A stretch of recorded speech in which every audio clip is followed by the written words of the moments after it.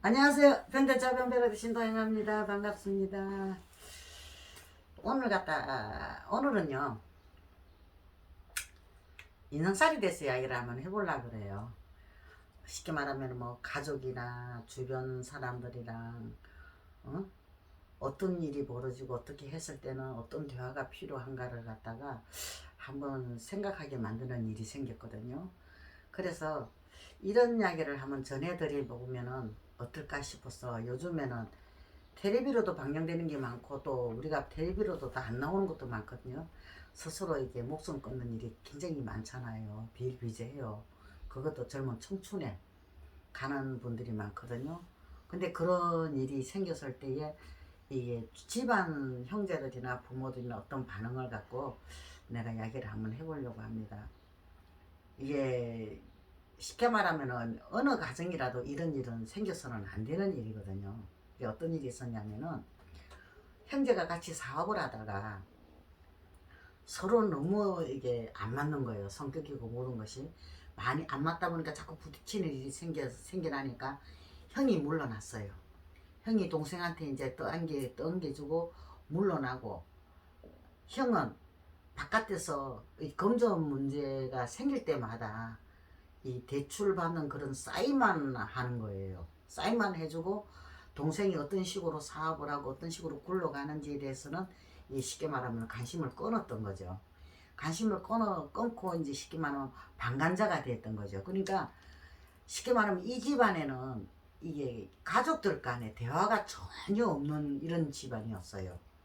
사람과 사람은 대화가 필요한데 대화가 없다 보니까는 이게 참 진짜 안 생겨서는 안 되는 일이 생겨난 거거든요. 쉽게 말하면은 이 금전적으로 이 동생이 너무 힘들고 어렵다 보니까는 이 형한테만 자꾸 의지해가지고 대출만 받고 대화도 안 말도 안 통하고 이러다 보니까는 동생님들 어디 마음이 편하고 좋았겠어요. 그게 혼자서 뭐 별짓은 다 해봤겠죠. 어떻게든 간에 이 금전적인 문제를 해결해서 어떻게든 살아보려고 애를 쓰다 보니까는 어느 상태까지 이제 딱 막바지까지 가다 보니까는 이제 서서히 자기 스스로가 이제 뭐가 되나 하면 이제 망가지는 형국이 벌어진 거죠. 그런데 형이 동생이 한 2, 3년 전부터 눈빛이고 행동에서 조금씩 다르다는 것을 느꼈는데 알면서도 형은 방관을 했어요.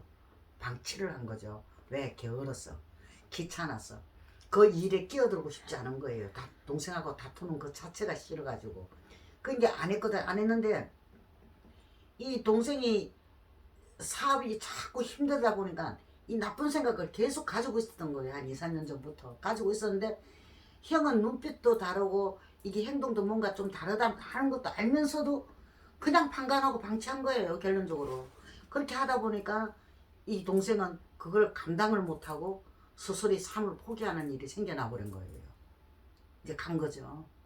근데 이게 쉽게 말하면은 대화가 없다 보니까 때를 놓친 거예요. 그 사람을 그렇게 안 보내도 될 것 같다가 보내게 된 거예요.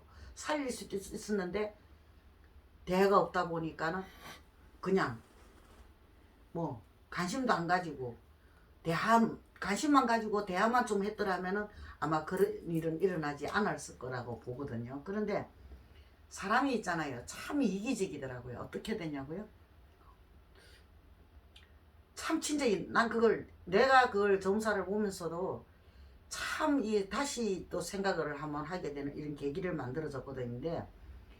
이 금전 문제가 이게 막 복잡하게 동생이 그렇게 갑자기 죽어버리니까 사업을 하던 것을 그 빚을 형은 대출 이런 사인을 전부 다 보증을 다 썼으니까 형님도 연류가 됐으니까 복잡하게 얽혔잖아요. 얽혔는데 그러다 보니까는 가정에도 문제가 생겨난 거예요. 이제 금전적으로 생기다 보니까는 그 금전 문제를 갖다가 피해 가려고 부부간에 위장이혼이라는 거 그것을 하려고 이제 여기 물으러 온 건데, 근데 웃기는 게 진짜 한 다리 건너가 다르다는 이야기가 여기서 나와요.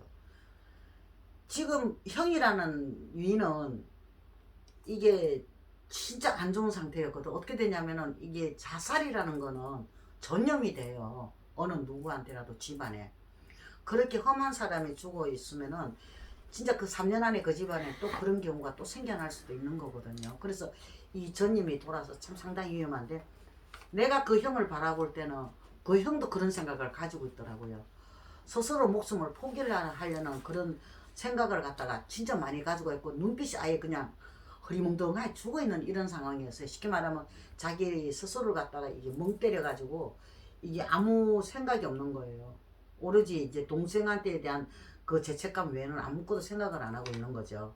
그게 무슨 일을 하기는 해야 되는데 본인도 지금 뒤따라가는 생각 그 외에는 하지를 않는 거죠. 그런데 마누라는 엉뚱하게 어떤 소리를 하냐면은, 어쨌든 간에 위장 이혼이든 말든 이혼은 이혼이니까 이혼하고 나면은 그 남편이 딴짓을 할까봐 걱정을 하는 거예요. 이게 참 진짜 이기적이죠. 그런데 이 남편의 상태를 갖다가 여자는 너무 또 관심을 안 두는 거예요. 그래서 내가 뭐라 그랬죠. 지금 너 남편 상태가 어떤 줄 아냐? 너 남편도 지금 너 시동생 뒤따라가려고 준비하고 있는 사람 같다. 근데 어떻게 해서 거기서 이 자리에서 그런 이야기가 나오느냐? 그런데도 아니에요. 그래도 거기에 자기에 대한 생각을 갖다가 굽히지를 않는 거예요. 굽히질 않더라고요. 그러니까 이게 어떻게 보면은 이게 형의 입장에서는 자책을 하고 죄책감을 가지고 또 금전에 대한 일이 모든 복잡한 일이 생기다 보니까는 자기 자신도 포기를 하려고 생각하고 있는데, 이 부인 되시는 분은 이혼하게 되면 남편이 엉뚱한 생각하고 자기한테 안 돌아올까봐 그걸 갖다가 걱정을 하고 있는 거예요. 그게 진짜 어이가 없는 거예요. 지금 현재는 그 남편이 심각하다고 그도 몇 번을 이야기하는데도 그 말이 통하지를 않더라고요.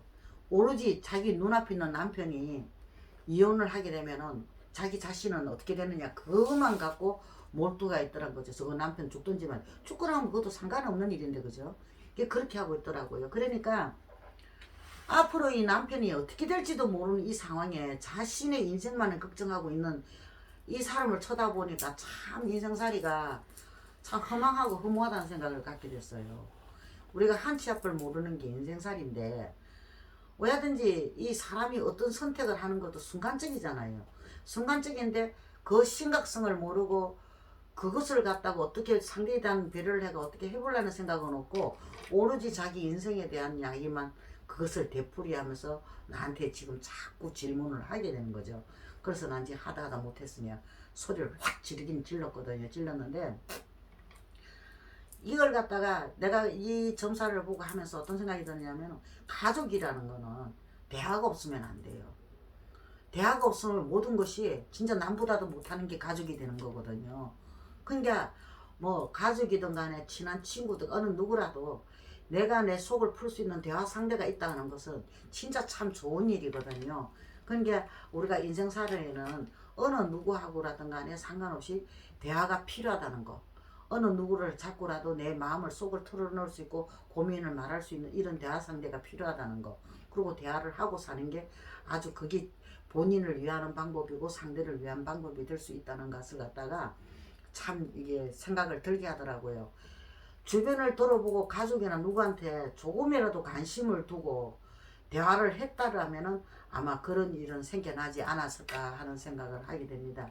내가 이야기를 전달하는 게 요즘에 지금 일어나고 있는 현실이 그렇잖아요. 스스로 자기 목숨을 너무도 많이 이게 막 쉽게 생각하고 지금 일어나니까, 그래서 이럴 때는 진짜 대화가 필요한 거라고는 생각을 해보게 되거든요. 그러니까 뭐 이 이야기를 갖다가 어떻게 보면 좀 심각한 이야기가 될 수 있고 어느 누구한테라도 일어날 수 있는 이야기가 될 수 있는 거거든요. 그러니까 우리가 되도록이면은 이 가족 간이든 누구든 간에 좀 대화를 하고 살면 어떨까 하는 마음에서 이거를 올렸습니다. 이제 간의 가정에 건강하시고 마음사 행통하시기를 바랍니다. 성불하십시오.